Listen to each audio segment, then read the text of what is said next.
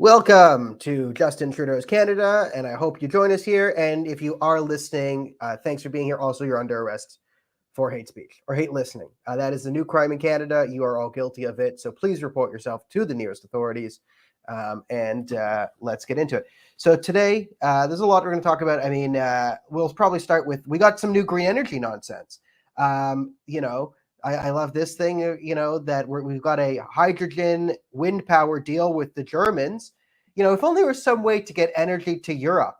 There's only just some way Canada could do it. Yes, wind power. That's it. We'll blow it to Germany. Wyatt and I will be standing on the shores of Newfoundland in 2023, powering the German energy. Take that, Russia. We also have, Trump getting raided by the FBI, and every day that goes on, it looks like this was a less and less legitimate thing. So, I memean, the political persecution of right-wingers in the Western world, it's now a real thing. Tamara Lich is a political prisoner here, and, Donald Trump there, so we got some stuff to talk about. Also, there's a new video from the JCCF they put out on the convoy that's like, guys, can you just be lawyers and not activists? Like, you got to fight the government as lawyers. Like, can you just please be lawyers? That's our thing. And any other topic? Oh, yeah. Right. We might even get into Wyatt's video on Rachel Gilmore, because Rachel Gilmore is the most persecuted person in Canadian history. In fact, she has received mean tweets. So she is living in a bunker, terrified. And I will be guarding her with, I will be blocking everyone on Twitter, because if a journalist receives mean tweets on Twitter in a public forum, this is pretty much the signal that Western civilization is doomed. Never mind the fact that Salman Rushdie is like trying to be assassinated for writing a book. That's fine. That's perfectly fine. But we have mean tweets directed at female journalists. So this is a moral catastrophe of unparalleled proportion. So, Wyatt, let us get into it. So we are going to power Germany with wind power. What could go wrong? Yeah. So I guess there's this weird hydrogen technology that they want to take advantage of, this sort of hydrogen method of storing green energy so that they can ship it, like basically make fuel cells that you can ship overseas. And I'm reading all this sort of press coming out of it about it from like the legacy media, who's pretending is all like, isn't this a great idea? Hey, look, Justin Trudeau and Olaf Scholz from Germany are saying, well, we could be taking advantage of this new emerging technology that's in high demand. I'm like, well, why is no one producing it if it's in such high demand? I always love how whenever politicians are saying that we need to develop new technologies or something like that, or we need to take advantage of this new green revolution. The entire green revolution is always based off of the government handing money to people who are not actually committed to making the technology work, but they'll take the subsidies and pay themselves out for the most part.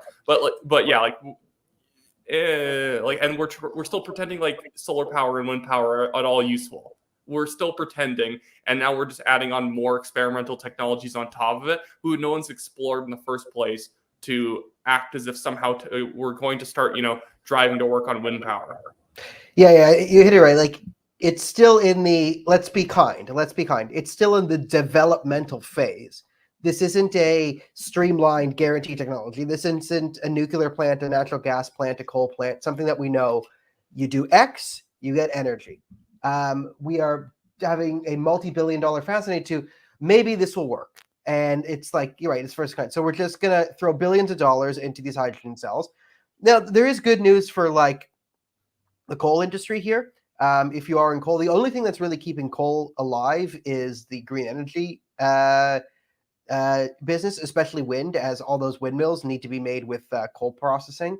And like, so that the major use of coal right now is to create green energy tech. That's really, I mean, natural gas is really beaten out. Natural gas and oil is really, marginalize the use of coal because it's more efficient. But we still do need coal to make green energy. So if you are in the coal industry, this is very good news for you, because the only use for coal right now is to create insane green energy technologies that do not work. So good news for the coal industry here. Bad news for reality, but again, we live in Canada, so reality Yeah, is. as much as people are saying that this hydrogen storage method is efficient or whatever, it's extremely clean, it's a net zero, they'll never actually tell you how much current hydrogen cells, how large they are and how much energy they can actually hold. Because I guarantee you this is going to be one of those things where you sell hydrogen energy cells to extremely rich people who want to look extremely green. And that's really the only use for this stuff, is people who are overpaying for energy to virtue signal. Because again, there's no argument here of why natural gas is not easier and more efficient currently. It's always that this is like the height of efficiency in theory in 25 years, maybe. So, but we could start throwing money at it now. Like they don't understand how research and development work. It's why every country that tries to, price fix drugs and medications and whatnot end up having no actual medical research and development in the future. Like Canada does not produce a lot of medications because we basically take we take every single thing that people invent, and then we just make them sell it for the bottom of the barrel prices, which means they lose a massive amounts of money on it. They lose all the research and development money. But now all we do is we're like, okay, now that all the efficiencies have been slowed down because of government regulation, we need to just jam money at people who are not motivated to actually research or develop anything, because as soon as you do that, the money drives out, but now you're just a company that sells a product that's probably going to get price fixed. This is basically what the entire green energy industry, if you get money thrown at you to develop windmills or to develop solar panels, what's the point of actually making them efficient when you're getting more money to develop and fail than actually make a good product that will eventually get the rights taken from you, and then you're demanded to sell it at specific prices like the government always does. Yeah, this is one of my classic rants on the windmills. Is now, to be fair to windmills, as I try and say this sentence without throwing up, windmills make much more sense on the coast of Newfoundland, where it's consistently pretty windy, rather than the heart of Ontario, where it's not that windy most of the time. So it's not 100% efficient, but it's not 30% efficient as in Ontario. It's probably like around 50 to 60%, which is still bad. But it's at least this isn't a plan to do wind energy not on the coast and do it inland and then ship it to Germany. So this project is only like 96 to 97% pure insanity, not 100%. So I was going to say too that they're pitching the whole idea that Newfoundland has more wind than other regions, so it's good for a place for windmills. Maybe I could agree with that. Maybe if you had a family farm and you put up a windmill, you wouldn't have to ever pay a natural gas or coal company for your energy ever again. Maybe fair enough. I guarantee you that all the energy wasted storing the green energy into hydrogen fuel cells and then shipping it across the Atlantic Ocean and then going around and distributing it to different companies is going to burn off all of the efficiencies that hydrogen probably provides, or all the green energy provides. There's no way there's a net gain here. There's no way this is more environmentally friendly or energy friendly. Than natural gas. There's no way this is more. There's no way this is better for the environment than a pipeline, and then taking energy created by pipeline by standard methods in Canada and then shipping it to Europe. There is no way this is more efficient or energy, whatever. What this is part of. You nailed it in the thing of the subsidies is, and we'll get back into the fact that, listen, like 90% of the subsidies in Ontario for wind energy went to the world's richest 500 companies, like Samsung. What the hell is Samsung? Do you really think Samsung's out there like, oh, you know what? We got to make sure that can power the world forever, guys. Shut down the cell phone stuff, wind energy, guys, wind. There's 0% chance they're doing that. They instead are like, let's just build some friggin' windmills so we can continue to collect government subsidies. Like, that's the industry, is build subpar windmills so the government still throws billions of dollars at us so we can talk about finding better windmills. But you have, now we have Canada that's gonna we're gonna take wind power and put into these hydrogen cells, which we don't really know how much energy can even be stored in them. it's like more efficient, let's say, than green energy storage 10 years ago, which was impossible. I just read something about it right before the show, and they even said with the hydrogen energy cells, like, yes, they've made vehicles and other pieces of technology that specifically run on them, but currently there's nothing that actually takes hydrogen energy cells directly. So the best you can kind of do with them is then take them and then basically just put them into another. You have to basically just have something that convert it into like the grid, essentially, of a city. That's the best you can usually do with them. It's not like, oh, I can take this and I can give it to a farmer and he can go fuel his tractor with it. It's nothing like that. It's like it basically just becomes less fun coal. It's like just something where you need a big conversion center.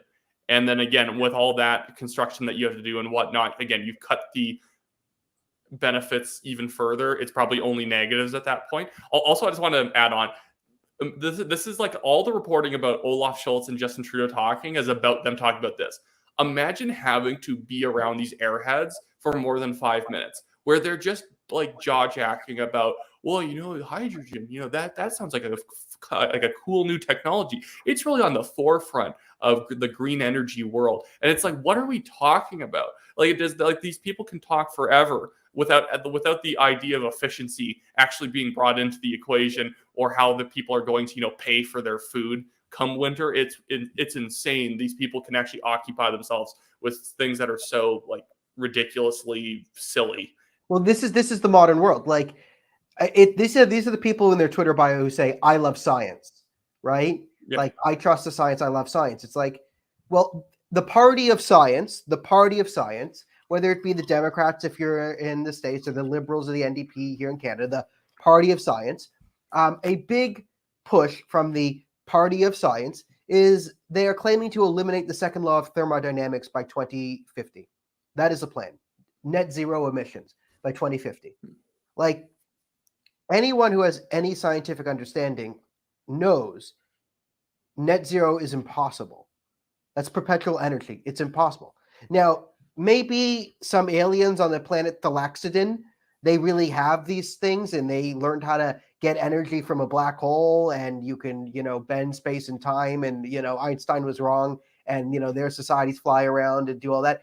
So maybe the aliens have figured it out with some sort of crazy wormhole, black hole, hyperspace technology. Maybe.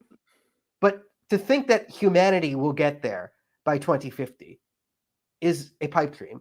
And the odds are that the second law of thermodynamics, which is energy cannot be converted from one form to another, go from point A to point B without some loss, right? There's no perfect tube in which you can create, like, there's always a loss of energy when you are moving, storing, or doing anything with it. There's always some loss. Now, limiting that loss is what we do well as engineers in a society, and this is how we progress, right? This is why oil is better than coal, because there is less loss in transfer of energy when you extract energy from oil versus coal. This is why natural gas is better than oil, because there's less energy lost from natural gas in opposition to oil. These are great technologies, and we find new and new ways to lose less and less energy doing this.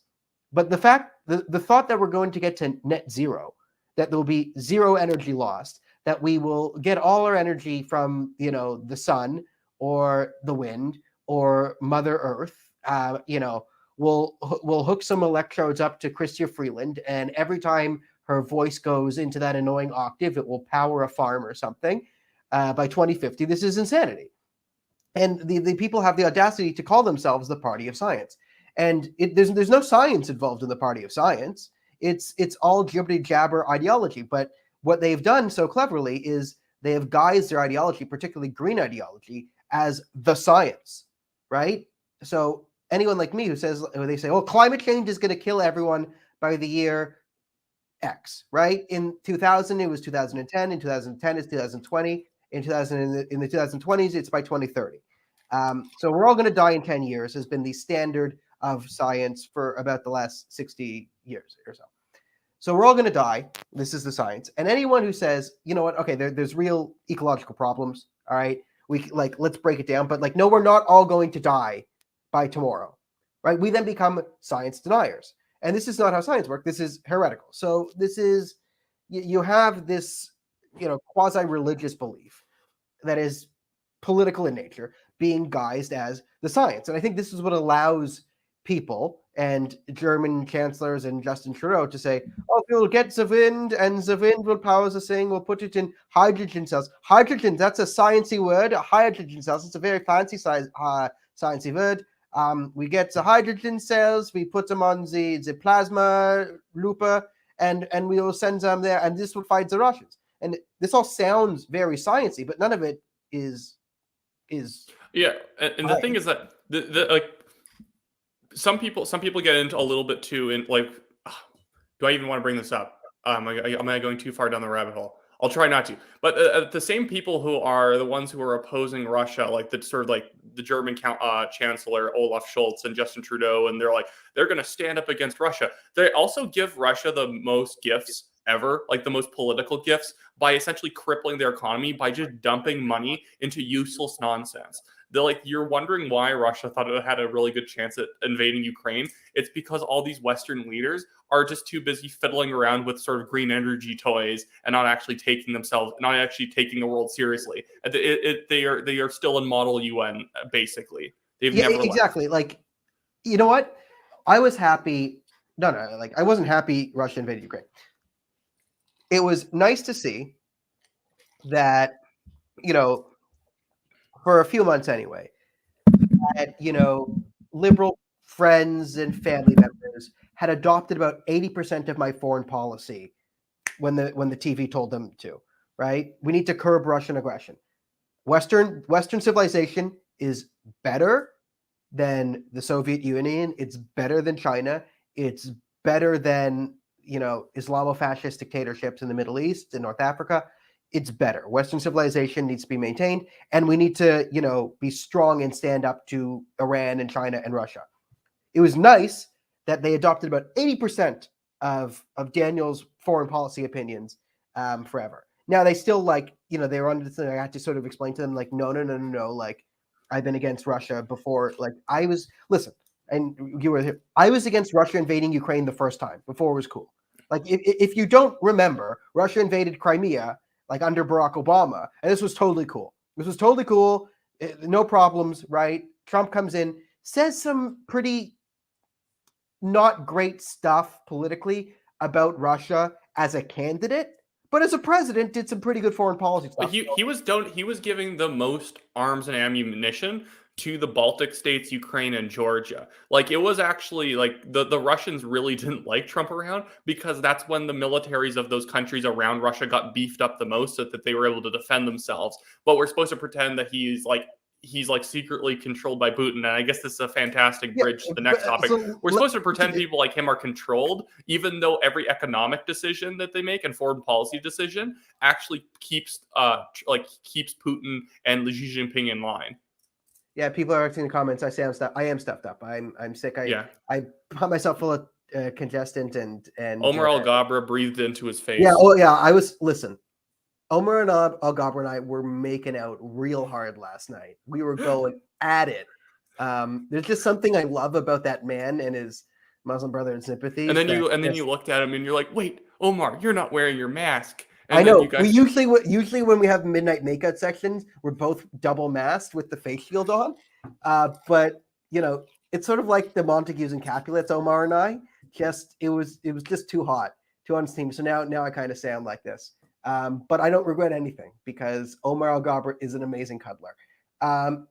Anyway, so to get back to my point of curbing Russian aggression. How do we do that? In order to stop the Russians, if you don't want the Russians invading random countries, you need to have an actionable threat against them. If you do this, we will do this. And a lot of people in the chat, rightly, we don't want World War III. So if you invade Ukraine, we will bomb you and destroy you. Now, this is a hard thing to threaten, and a lot of people here will be like, whoa, whoa, whoa, whoa. And it's not because people here are pro-Russia. It's that most people in the chat here understand that starts global thermonuclear war. I don't want the entire planet to explode from nuclear war, which is very reasonable. So, in order to have an actionable threat against the Russians, what you need to say is, if you invade Ukraine, then we will cut you off from your economy, which is natural gas. We will supply natural gas to Europe and boycott yours. In order to have an actionable threat against the Russians, I mean, John McCain was kind of right when he said they're just a giant gas stop. Russia's economy is a paper tiger. It's nothing but just a pure energy exporter. The only reason why Russia has any money right now is because they're not run by eco-radicals. Like, the West is so far superior to Russia on every single economic measure except for green energy nonsense. This green energy nonsense is the only reason why we do not have the capability to stop Russia from just causing absolute chaos. So what we need is a friggin' pipeline in Canada, United States, and the ability to produce enough energy to say to the Russians or the Chinese or whoever, mostly the Russians and Iranians, because they're the ones with, I mean, the Iranians just give their natural gas to Russia as like a form of penance, whatever. We can get into Iranian politics from another day. But in order to curb Russia and Iran specifically, we need to have enough natural gas capacity to say, if you do this, if you fund a coup in Yemen, if you start, if you start up another terrorist group in West Africa, Ayatollah, to murder, rape, and create chaos, then we will do this. If you invade another Baltic state, Russia, we will cut you off from your economy and you'll die. But we don't have that threat. Biden took that threat off the table. This is why Russia invaded Ukraine under Joe Biden and not Donald Trump. Is because Donald Trump had an actionable threat that he could enforce against the Russians that wasn't going to lead to global thermonuclear war, which was Vladimir Putin, if you invade Russia, we can undercut you in the energy market, make you a social pariah, and we can fill in the gap. Joe Biden closed down American pipelines and desanctioned Russian pipelines, which gave zero threat the Americans have other than the bang bang shooty shooty boom boom. Yeah, like the thing is that essentially all the decisions that the Biden administration made was that Biden was essentially given the which is funny because he's never considered the pro-Russian candidate. He's essentially given the option, okay, we can take a slight hit to America's energy imports, even though we shouldn't be importing energy in the flipping first place from Russia, and then end the war within a couple months because they're going to run out of money very quickly. Or we can just let the war go on as long as it kind of wants to and get slight energy benefits, even though we're choking out our own energy industry. It's insane. Like, again, America didn't even import energy when Trump was around. As soon as Biden took over and passed regulations, that's when Russia was able to actually ship energy into America, because then they finally actually needed it because of all the increased costs in producing anything.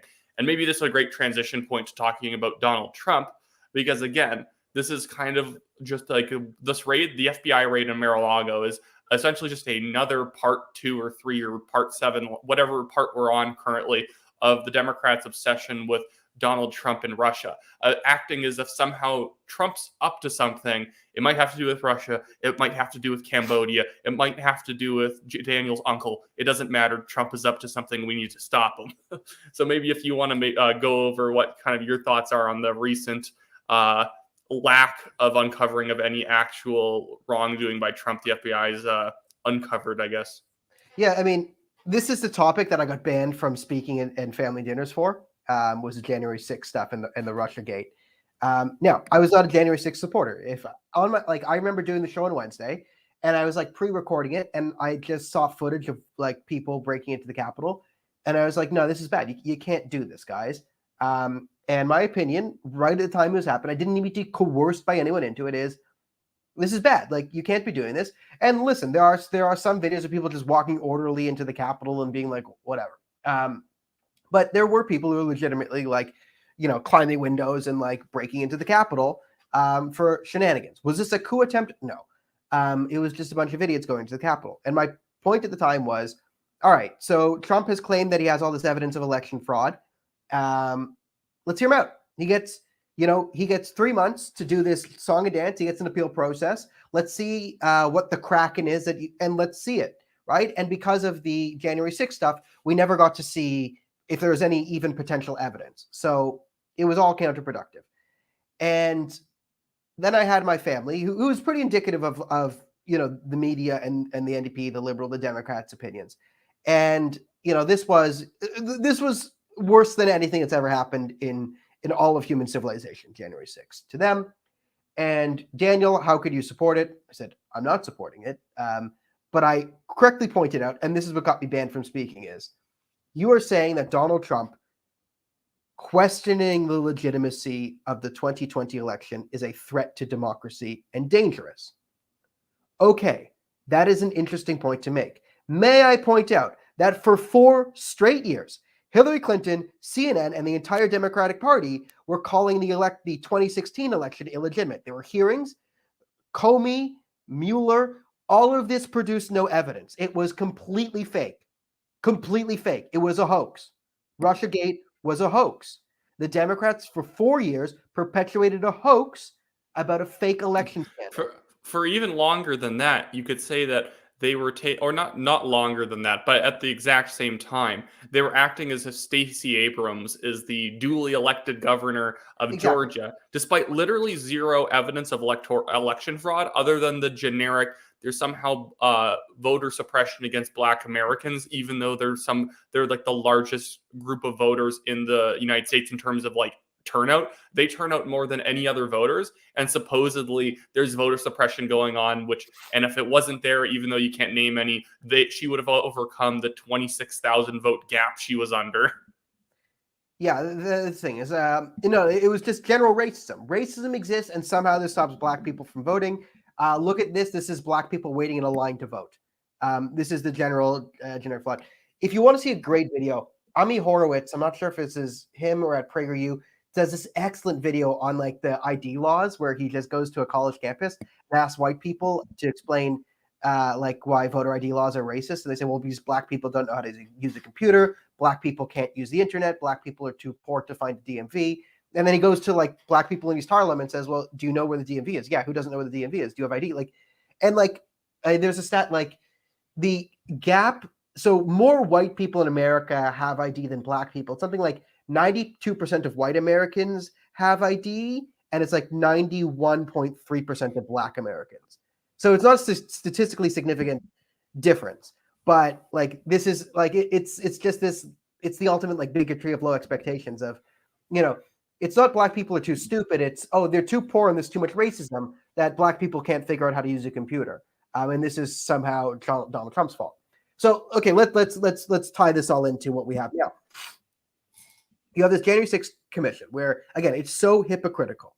The shooting of Scholz, the Republican congressman in a baseball game, by you could say, radical leftist extremist, who, in his own words, was inspired and perpetuating the same rhetoric Bernie Sanders was doing at the time, that Republican cuts to a healthcare bill or a Republican healthcare bill was tantamount to mass murder. This is Bernie Sanders and Elizabeth Warren claiming that the Republicans were mass murderers for doing a healthcare bill they did not like.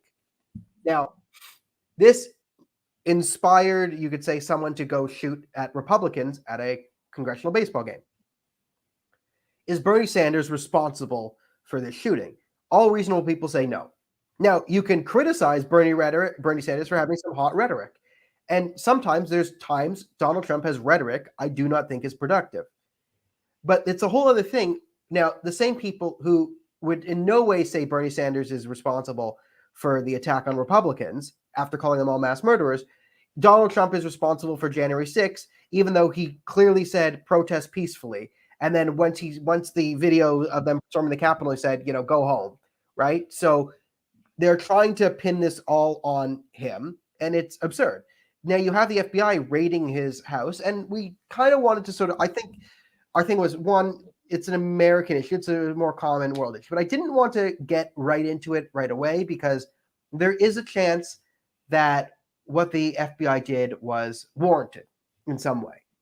I've even seen American commentators doing this and saying, well, Republican congresspeople, Republican senators, they should be going out there and immediately saying this is wrong, like first, second, and whatnot. Like they should be saying that this is completely evil, blah, blah, blah. And I'm like, okay, the FBI's raid is probably 100% unjustified, but you have to give them enough rope to hang themselves with. You have to not be immediately trying to obstruct, quote unquote, their investigation. When I say obstructing, not that they actually are, but you don't want to give the FBI any reason to say, well, from all this public pressure, you're ruining our investigation or something like that. Like, no.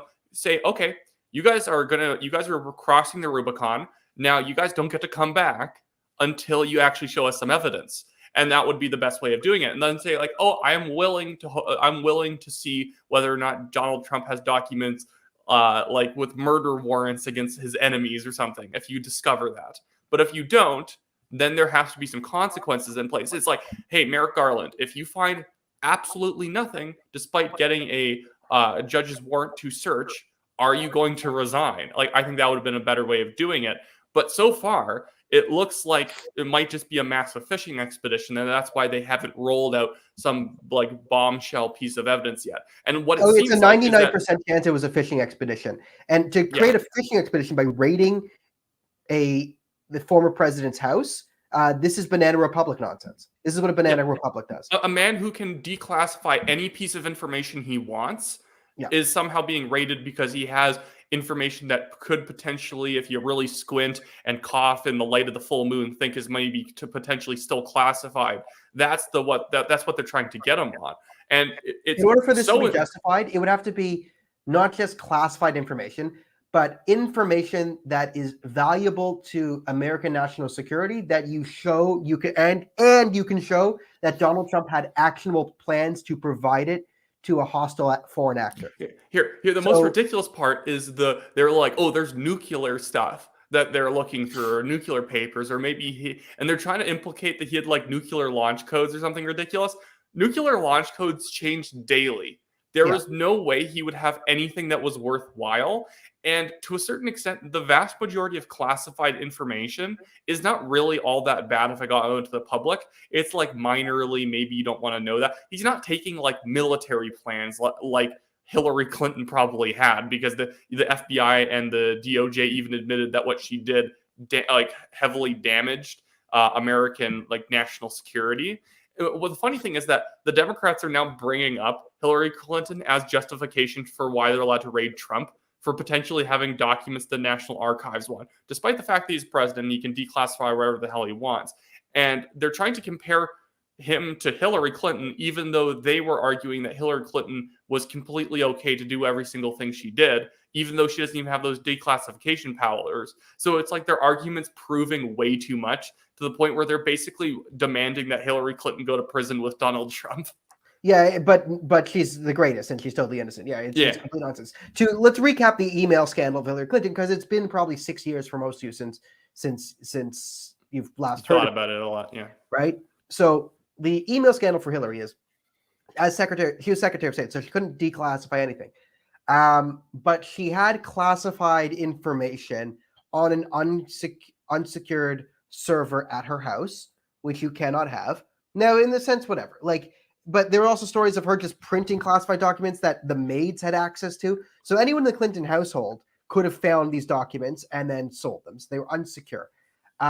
When the FBI wanted to search her house, she destroyed her hard drives with hammers and bleach. So when you talk about obstruction of justice, you have Hillary literally smashing her own servers and dousing them with bleach to get rid of the evidence, right? She lied under oath about this. So all this stuff about Trump might have committed perjury, right? Like the whole thing they're trying to get Trump always on was a perjury trap.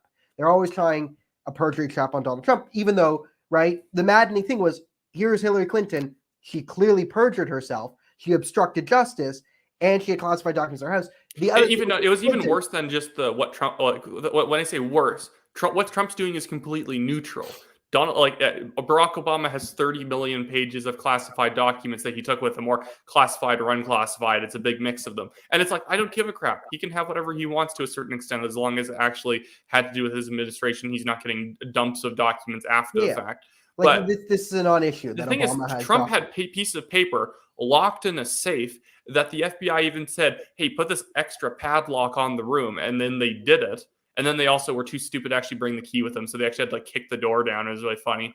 But Trump just has a piece of paper. Hillary Clinton had a unsecured email server that people were able to hack in and access. That's why WikiLeaks was able to publish every single thing she was saying for the longest time, because it was just like the worst protected email server ever. Anyone who figured out what her email address was could have hacked into it and taken all of her information. Yeah, I mean, there's a lot of problem with Hillary. There's one, she could have, anyone in her household could have gotten access to it. Like the cleaning lady could have got it, and the Iranians could have paid her cleaning lady for some classified information. 2, a 15-year-old with some computer skills could have got them off of her. And then 3, this is sort of the more stretchy, we'll say, conspiratorial, like lock her up type thing, is the Clinton Foundation at the time was taking money, large sums of money, from foreign actors. So now, was she taking money from the Saudis or the whoever or Qataris or this or that in exchange for classified information? We don't have any evidence of that. Again, everything was smashed with a hard drive and bleached. But, there was a potential mechanism that Hillary Clinton could have set up at any time where there could have been a cache for American military secrets scheme there. I mean, and her husband Clinton, like he did sell plots at like Arlington Cemetery to like Chinese billionaires. So, this wouldn't be the most shocking thing in the entire world. So that's a Hillary thing. She lied about it. Now, her excuse was, and remember, this is the most competent, qualified woman to ever exist. The fact that she's not president means you're all racist and sexist. Her excuse was, I'm confused by my phone and I didn't know what C meant. So C on an email means classified. And as Secretary of State, she didn't know, after years serving as Secretary of State, she didn't know how to identify classified documents.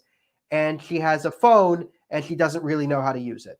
So this was her excuse, is I'm so stupid and incompetent that I'm not guilty. And this is what Mueller was like, okay, Comey and Mueller like, okay, yeah, there's no prosecution here. The funny thing too is that like the whole point of setting up your own home server would be that you want to receive classified documents, because public documents are public. So who cares if you're even viewing them? This is another good point. Like, yeah, all this stuff Hunter Biden's been tied into, and the fact that it looks like Hunter Biden was running a cash for access scheme, at least during the Obama era, as his dad was vice president, the now president. The fact that the president's son is clearly a security risk, because he is addicted to drugs, probably sex. Let's take the underage sex out of this. You have a man who's addicted to sex and drugs, who has bragged about running a cash for access scheme before. Now, was he running a cash for access scheme? We don't know 100% sure. He claims he was. Now, he could be full of it. But this is clearly a much greater security risk than anything Donald Trump has ever done. And this is the active president's son, who is addicted to sex and drugs, connected to foreign regimes, and taking money in what he believes is a cash for access scheme.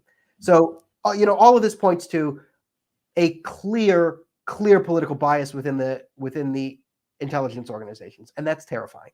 If the intelligence organizations become actors in the political parties, well, then you have a banana republic. That's the thing. Okay, so I think that's our Mar-a-Lago raid for right now. Everyone's going to be able to do more detailed reporting on that than us. So you should probably go like the Daily Wire or someone like that to talk about it. We'll maybe do a little updates on stuff that happens with Trump in the American news as we go. But it's one of those things where by the time that we actually get to recording one of these episodes, people have been talking about it for like 5 straight hours. Yeah, I mean it's again, like, we're not Jagmeet Singh and Justin Trudeau who think that this is America. They're Canadian, but I do think it's important enough that we do have to talk about. So let's pivot on to like Canada's political prisoners and persecution, which is Tamara Lich, the Freedom Convoy. Now, it is great news that there will be hearings on the Freedom Convoy in September. And we raised concerns about this last week, and our concerns are just getting worse and worse and worse. Also, if you can like and share the video, that really helps us out, blah, blah, blah, blah, blah, before we get controversial. So before we start going after people on our own side, the JCCF, Justice Center for Constitutional Freedoms, who is acting as a legal defendant for Tamara Lich and for the Freedom Convoy, just put out a 16-minute video about the Freedom Convoy as documentary, and it was technically played during the George Jonas Freedom Awards, but they only actually published it online yesterday. But they shouldn't have published it online, is what we're saying. And listen, are there people involved in the JCCF who are real freedom fighters and care about these issues? Yeah. Our point with the JCCF, or my point, and maybe why it is different. My point with the JCCF is they're not good lawyers. In fact, they're very, very bad at being lawyers. And we, as the freedom-loving Canadians, supporters of the Freedom Convoy, who believed that what the government did in the last 2.5 years was so horribly illegal and unjustified that we have to stop them by any means necessary. But acknowledge the fact that we're going up against the entire government. Tamara Lich is facing unlimited resources and a hostile prosecution backed up by the entire establishment.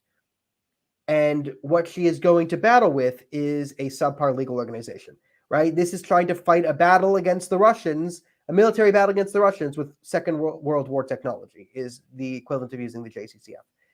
If you watch this 16-minute video, right off the bat, I saw it was a 16-minute video and I go, oy vey, because there's no way that this doesn't hurt Tamara and the Freedom Convoy in the long term.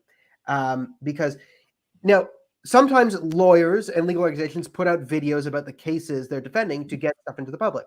Think of the lawyers who defended Kyle Rittenhouse and the lawyers who defended Nicholas Sandman. Both of those guys won. But the good you know how Nicholas Sandman and Kyle Rittenhouse won? Because they had some real badass, heavy-hitting lawyers. And that's important when you go up against the entire establishment in the state, right? Tamara Lich has terrible lawyers. She has advocates and advocacy and activists. Well, sometimes the actual lawyer she has is not too bad, like whatever his name is, something Greenspan. Seems fine. The whole point is the people contracting her lawyers and giving them legal advice are not very good. Yeah, and the JCCF is presenting the again, but the retainer is with the JCCF, even though it's not a legal foundation. It's a charity or activisty group.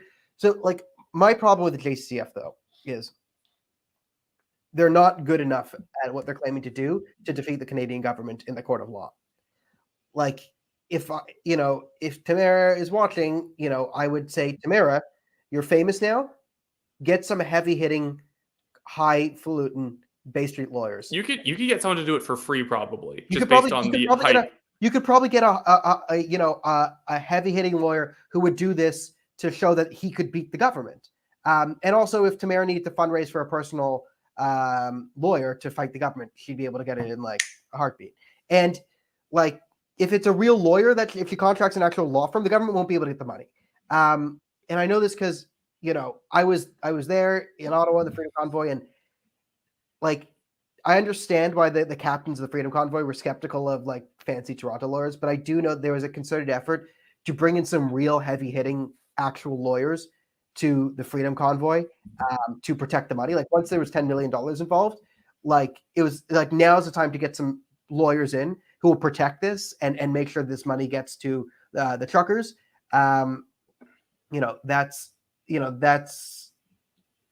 it is what it is. The fact that the JCC, the fact that she spent 49 days in jail shows that it's yes, it shows how cruel the government is, but also it shows how incompetent her side is that they couldn't get her out of jail in under 50 days. There's a bunch of law firms. Again, I've spoken to enough lawyers in Toronto kind of about this, and my legal troubles, notwithstanding, I know some people, but there's enough people in Toronto and maybe Montreal and wherever who said, yeah, if that was my client, there's no way she ever spends more than 15 minutes in jail. They're just there's people I don't understand how she spent more than 15 minutes in jail and they couldn't get her out. There's enough lawyers. You talk to people who say that, you find good lawyers be like, if she was my client, I never would have. Now, is this a bit of them hubrisly talking? Maybe. But the fact that she spent 49 days in jail to a lot of people signals that she has incompetent lawyers. The other thing we have to talk about is the legal system's not fair. And it's especially not fair to people like Tamara Lich. You see this in the fact that the judges she's had liberal activist judges. And a lot of you aren't going to like this, and I don't like this, and it's kind of reality. A lot of the legal system is run on the rules of Toronto, Ottawa, Montreal, Vancouver, urbanite upper middle class rules. A little boys club, or whatever it is. It's sort of that insular game that is played on Bay Street and whatever. And it sucks, and it shouldn't be that way. The law is not, is decided in Toronto, in dinner parties in Toronto, and it's not fair. But that being said, you need someone who can play that game. And You don't go into the you don't go in and start pounding the table like you're a lawyer in Casper, Wyoming. yeah. And the other problem with JCCF is the JCCF has lost all credibility in those circles when John Capre hired a private investigator to stalk a judge. Okay, you have to understand how judges and lawyers work. They're moral cowards, and most of them are cowards and morons, and they run a lot on reputation. Sometimes the truth doesn't matter in Canadian law. A lot of it's reputation and whatever and blah blah blah blah blah. And I know that's wrong. And trust me, I know. But you can't have an organization that stalks a judge with a private investigator. Like their reputation, like anyone associated with JCCF, is poisoned by most judges. And I think you can understand why a judge would be skeptical of an organization that once hired a private investigator to stalk a judge. So that in itself is like, oh no. So it's not that, the JCCF, they're really spies for the Chinese government and they've taken all the money. Now, they do actually have access to all the money, but it's not. That's neither here nor there right now. Right? They suck. And they're not good. I want Tamara Lich to win. I want the Freedom Convoy to win. And I want the government to go down for what they did. They illegally invoked the Emergencies Act to use violent force against a peaceful population with a fringe, unacceptable minority with whatever Justin Trudeau called us. Okay, I want to win. But this is the Super Bowl. It's the Super Bowl. The government is putting the best team on the field, and we are going at them with a high school football team. That's a JCCF. So are they going to try their hardest? Probably. Is the quarterback, is he getting recruited to college? Oh, yeah, we got a good quarterback. Still, you're going to using a high school team against pros is what we're saying. And here's the thing, too, is like, this is kind of why I named the episode vaguely around the JCCF's revisionism and mentioned historical revisionism in the description, is that what I'm kind of noticing and concerned by, and I know it's going to get worse as it goes forward from everything I've been hearing from people who know what the JCCF is up to, is that in their 60-minute video, they didn't have Daniel Bolford, they didn't have Tom Quiggin, they didn't have Benjamin Dichter, they didn't have Chris Barber, they didn't have a lot of... Chris Barber, I think he has gag orders about talking about the Freedom Convoy, but there's several other people I know who do not have gag orders who can talk about the Freedom Convoy. And they settled on Tom Marazzo to be Mr. Convoy in this video. Towards the end of it, he's the one who sort of sits down on his deck with a cup of coffee and says, "Guys, if we're going to move forward, we got to get the truth out about what happened at the Freedom Convoy." I was like, okay, great. Why are you the person that the JCCF keeps putting forward as the representative of the convoy? You were like maybe the 15th most important person on the ground in Ottawa, and that's probably even debatable if you were even there. But what it seems to be is that the JCCF's found someone who will say exactly what the JCCF wants. And frankly, everyone who knows a lot about the JCCF, they do have a lot of corporate conservative ties. So I'd be a little bit interested in seeing, what kind of political activity Tom Marazzo engages in the future. Like, again, he's the same guy who was saying, "Guys, I was I had everything taken away from me. I was living in my car." Yet you can find photos of him posting onto his own Twitter account, flying in private jets, just coming over to Calgary for fun. No, for no particular reason, just to sit down and have some ribs with some people. And it's like, he's putting out a book who's, I assume, going to be sponsored by somebody and going to be published by someone. And then he's going to get a cut of that money. I'm wondering where he actually lost everything. And even when he had his bank account frozen, Daniel was the one who actually reached out to help him. And I'm still not getting the impression that this guy's actually been that hard done. Yet there's this big narrative that's coming out that he's like the most put upon man of the convoy, except for Tamara, but we're still going to platform Tom more than Tamara. Yeah, we could do that if the bigger problem is not so much with Tom Marazzo himself, is when I saw that they're it's the fact that they had an organized interview, sat down with Tom Marazzo, and they shouldn't have done that with anyone. The best narrative they have for the convoy is that there were no leaders, that it was an organic movement. This is the best argument for Tamara. It's the best argument for the Freedom Convoy, is that there were no people who really organized. And that's actually pretty much the truth. No one listened to what Tom Marazzo really said in Ottawa. And because no one really listened to what anyone said in Ottawa. The convoy was pretty organic. There were captains who arranged the truckers, and the truckers self-organized, but a lot of the truckers were like there because they wanted to be there. It was a very organic. Yes, Tamara was sort of the figurehead of the movement, and Dichter did do most of the PR and arrange the fundraiser, and Chris Babber and Bridget started it. Yes, to all of that. But if you were there on in the ground in Ottawa, you would have realized by interviewing the people that, like, Tamara could have said something, Ben could have said something, Tom Morazzo could have said something. It really wouldn't have affected anyone's behavior. Like when they were doing deals, like again, it was like people were there because they were pissed off at the government, because they had right to be pissed off at the government, because the government had been going crazy for 2 straight years. It was a movement by the people. And this is the best argument that I think the Freedom Convoy has is, no, this is an organic movement of the people that respond to government action. So one, I think that's the best narrative you have from a legal standpoint for Tamara's freedom. I also think it's the best narrative standpoint we have in the Emergencies Act hearing to undermine the government, is that this was just an organic movement from the people, which it really was. Yes, galvanized by Tamara and organized by Dichter, and then they moved across. But there were convoys, like there were multiple convoys. It wasn't just the Alberta one. Like it was like an idea that just spread because it was in the hearts of Canadians to do something about this for 2 years. That was just sort of ignited by a few people. Now, the problem with the JCCF here and upholding anyone and tying themselves to Comrades is the JCCF needs to be seen as a group of lawyers in the court of law. Like they need to be seen as legal advocates, not activists, because this is how the legal system works. So let's say hypothetically, and I'm sure a lot of you are pissed off with the COVID rules, and you're quite familiar with some of the doctors. So if we were to have a trial in a Western court about the vaccine and vaccine side effects and all of that, the testimony from Dr. Robert Malone is not worth that much in a court of law. And it's not because he's not qualified as a doctor, it's because he's done so much advocacy that you can make the case that he's been doing advocacy. He's an activist on this issue.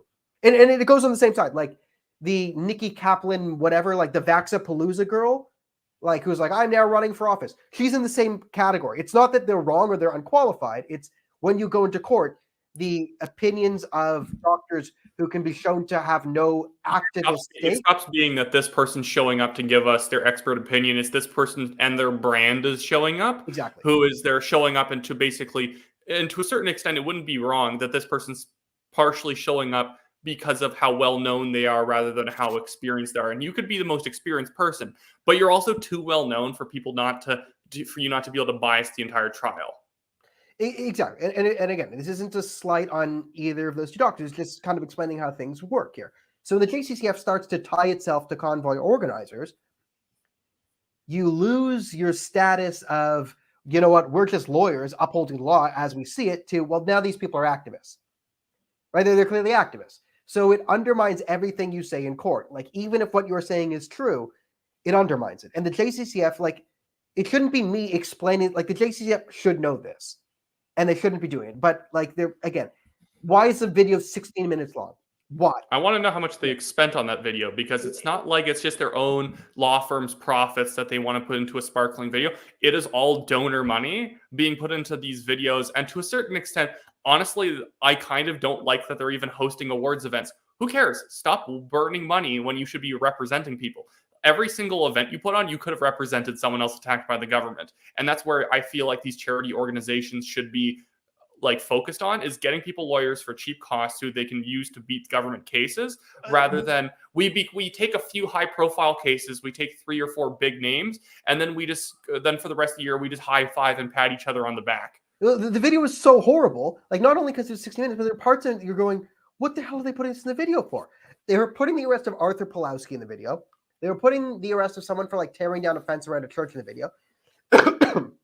You have to go, don't sully the convoy by mixing it with other things. Yeah, it's all their JCCF cases it's all their other cases that they're throwing in. Yeah, it's like, so it's like, is this a convoy video or is this a JCCF fundraising video? Listen, there are like around 100 people employed by the government right now whose job it is to spend every waking hour trying to destroy Tamara Lich's life and justify the illegal use of the Emergencies Act. There are dozens, like, to think that the government didn't see that video and pick it apart and say, oh, we're gonna use this part, this part, this part, this part. Like, there's one part of the video where they have a guy, and he's clearly joking. He's clearly joking in the video. But the fact that JCCF put it in there is stupid. There's one guy joking outside Tamara Litch's bail hearing. Why shouldn't Justin Trudeau be arrested? And the guy's so clearly joking. He's not advocating for Justin Trudeau to be arrested. But I know for a 1,000% fact the government's going to argue that the JCCF in their videos is advocating for Justin Trudeau to be arrested. They're an extreme. And to a certain extent, it doesn't help that the video has the mood of the letters from the front line of the dystopian war. Like, you can't have the serious mood and then insert a joke, a one-off joke about arresting Trudeau, and then keep moving. Like, it's so bad. Like, again, you can law firms a lot of the times will release videos around high-profile case, but like the Rittenhouse lawyers, they released a 2.5-minute video, and it shows here is someone firing a gun. Here is whatever, pedophile Rosenbaum threatening to kill Kyle. Here's someone pointing a gun at Kyle. Here's the sound of a gun going off. After that sound, this is when Kyle turns. Here's a man rushing Kyle. Here's Kyle trying to turn himself into police. So it was a documented, here's a timeline, and this shows that Kyle Rittenhouse acted in self-defense, A, B, C, and D. And it was tight and to the point. The Nicholas Sandmann stuff. Here is a video of the media slandering Nicholas Sandmann knowingly. Timeline. Here's what they said. Here's reality. Here's what they said. Here's reality. Boom, boom, boom. 2.5 minutes. Here's another thing. Here's another connection of why it's just blatantly stupid to be putting Tom Marazzo in the video. Why are you referencing the guy who was hosting unofficial press conferences for the Freedom Convoy 2022 organization, who was calling for Justin Trudeau and the Liberal Party to resign and other kind of oddly radical things, when the official press conferences were, we're here for love and peace and positivity, and we just want some of these mandates taken down and the RAV Canap scrapped. It was very limited. It was very positive. And now you're mainstreaming the guy where the lawyers for the government are saying, well, you guys, your messaging is all about how Justin Trudeau should have been removed from office because that's what he said. And then Tom Marazzo later in other videos said that everyone people who were attending the Freedom Convoy were lawless, and how unless you agree with him, it. Like his January 1st speech was just an absolute meltdown that turned into a tamper. July 1st. Yeah, his Canada Day speech was like, I was just there, just looking around, and everyone was looking around like. He screamed at people to check their egos because they wouldn't agree with him, that you should respect the police officers who voluntarily signed up to show up to Ottawa to kick the crap out of people. Yeah, like it was everything that comes into Tom Marazzo's.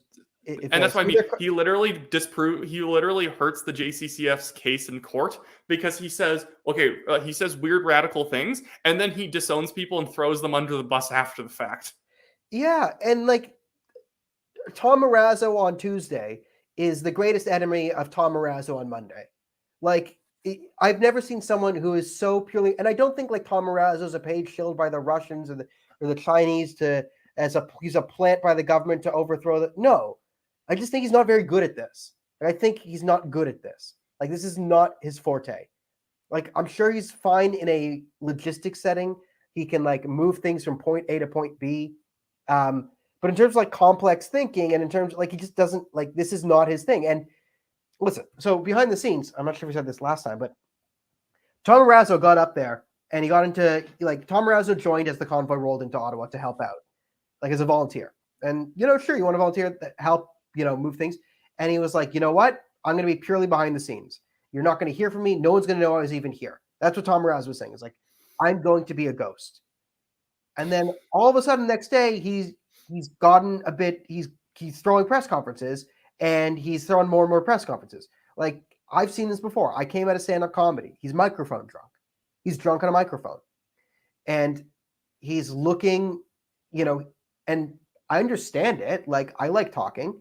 I enjoy stand-up comedy. I still enjoy giving speeches. I enjoy public speaking. I get it. So, again, this isn't whatever, but at least I understand what I'm doing, and I know, I have a good memory of what I said on Tuesday. I'm not just getting blinded by the attention and saying absolute nonsense. Tom Marazzo, again, one day he's saying we need to overthrow the government. The other day he's saying the convoy is lawless. The other day he's saying it's completely peaceful.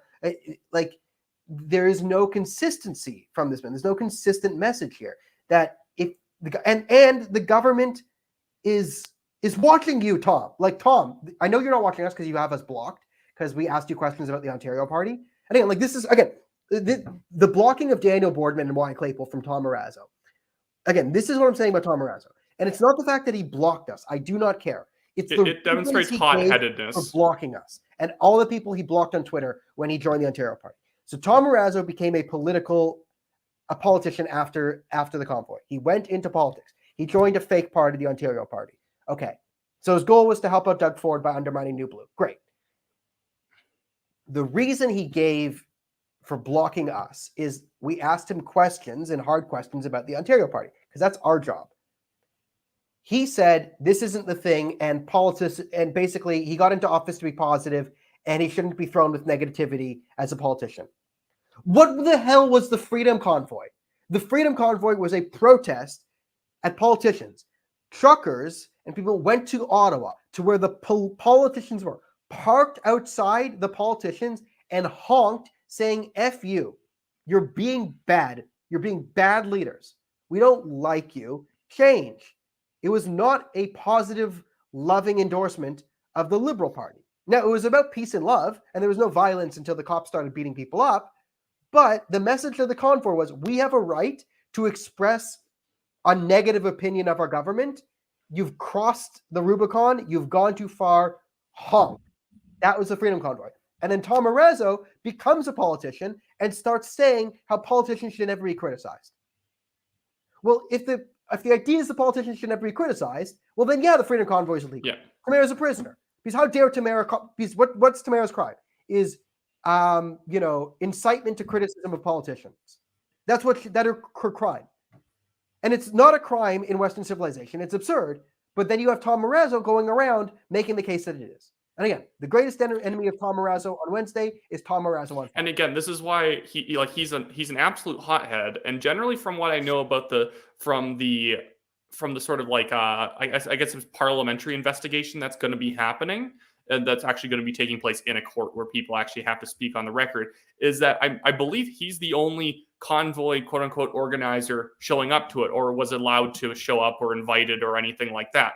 So we're going to have this guy who cannot keep his story straight, who's also extremely emotionally volatile, show up and speak on behalf of the Freedom Convoy, or give the Freedom Convoy leadership's perspectives.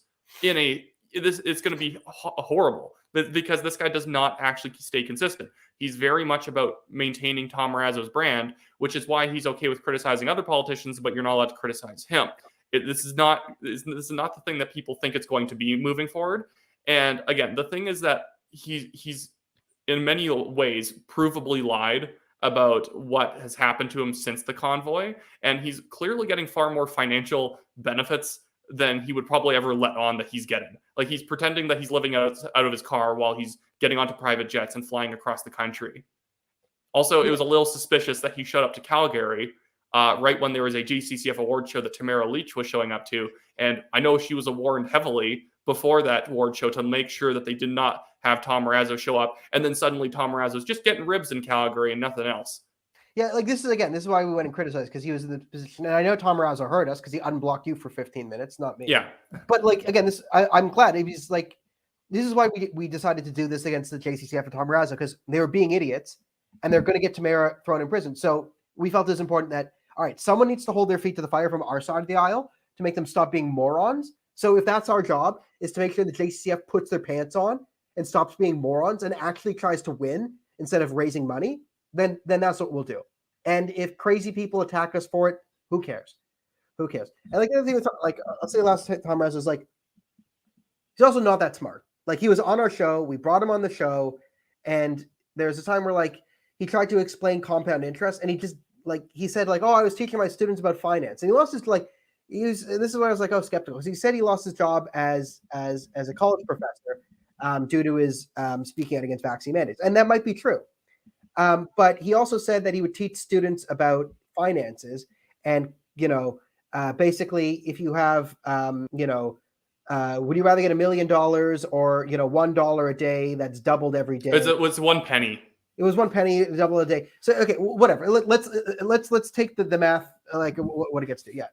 Now, yes, that you'd rather get doubling income, but that's not compound interest. Like, the fact that he teaches people about finance and doesn't know what compound interest is, like he talked about exponential growth. So if you get like I'll just $1 one day, $2 the next day, $4 the next day, $8 the day after that, $16 the day after that. That's not compound interest. That's not what compound interest is. That's called basic exponential growth. What compound interest is you earn interest on the interest you've previously gotten. So if you put $10,000 in the bank and you get 1% interest compounded, quarterly, so 4 times a year, right? That's a pretty great rate, and 1%, like, this is an amazing rate. What that means, what compound interest is you get right. So it's $10,000. So you get like 1% of that. So you get $100 in your first payment of compound interest, right? In the second payment of compound interest, you don't get another $100. You actually get more than that, right? So you add the $100 to the original $10,000, and you get 1,000. You get $100 and $1 the next time. So, and then the next time you get and then that growing over time and time and time.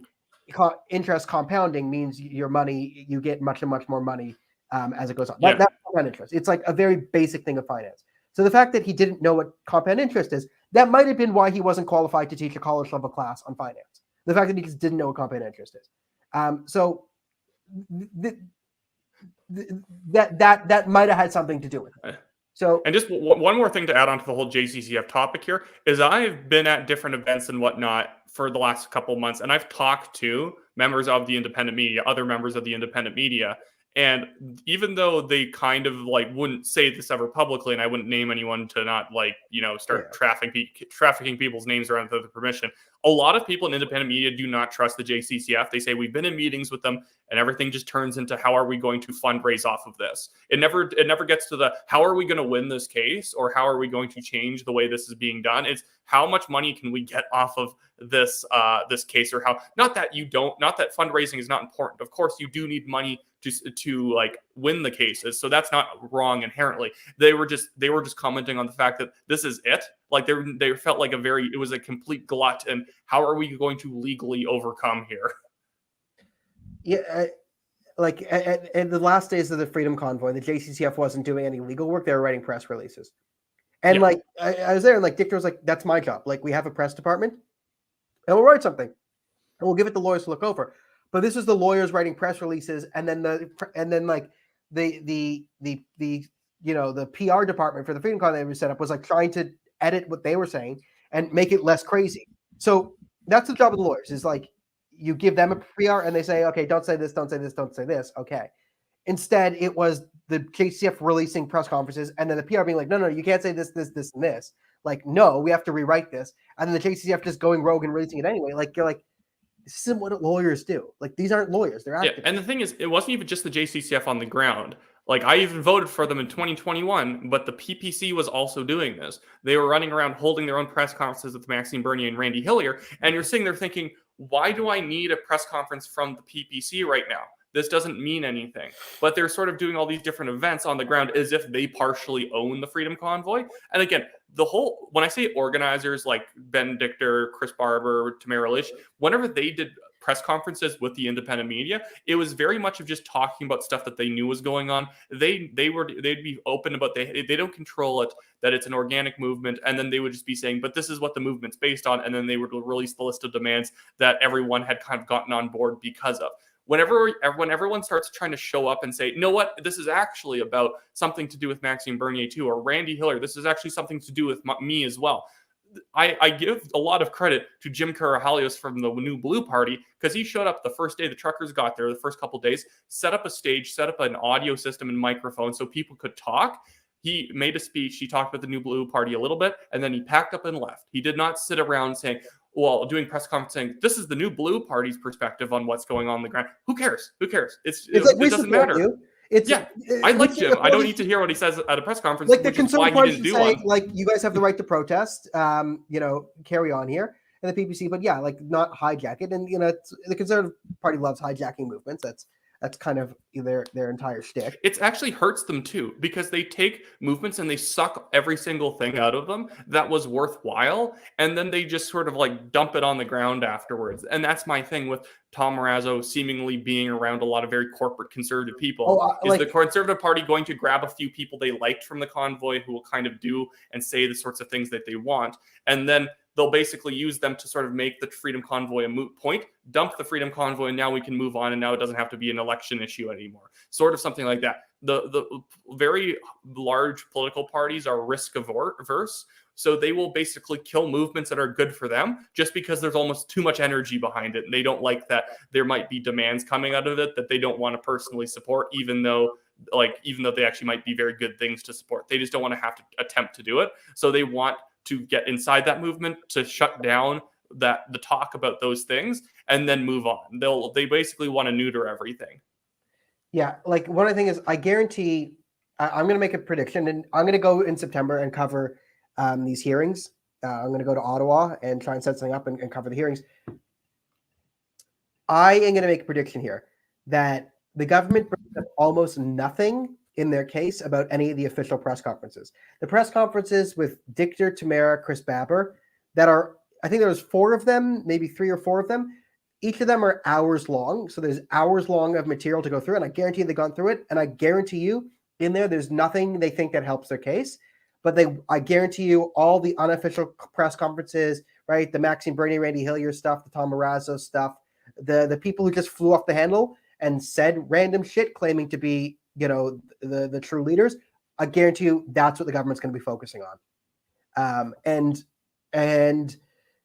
again, yeah, the JCCF, I don't think they're equipped to handle this fight. I don't think they're the people for this job.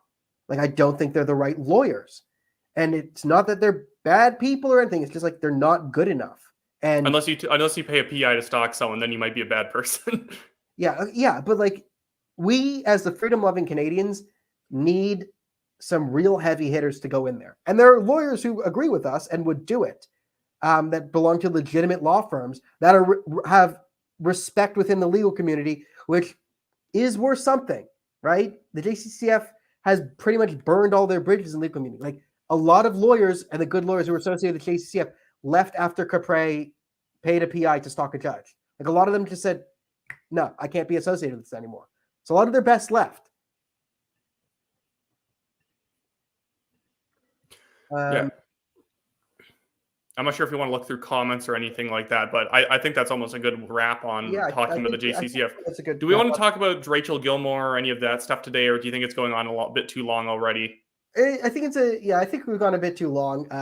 I have a couple ideas for articles. One is sort of quasi Rachel Gilmore based. But we could talk after. We'll talk. Yeah, maybe for a future episode or like a future one-off video, we'll talk about this little media war between Rachel Gilmore, reasonable people or like a bunch of reasonable people on Twitter, and then someone like Jeremy McKenzie. Because I feel like, although people sort of do this, I kind of want to untangle all the knots here. That just because someone's against the legacy media does not mean that they themselves are not also nuts. So essentially, I think on the Rachel Gilmore stuff, I think your video covers it quite well. So, I mean, I think we could just say, if you want to, like, I put out a very good breakdown of the Rachel Gilmore stuff himself, that you can just go watch that. So I think that's a great place to wrap. Thank you, everyone who came here. Thanks for liking, sharing the video, blah, blah, blah. Don't forget to, push all the buttons. This is the internet. You know how it works.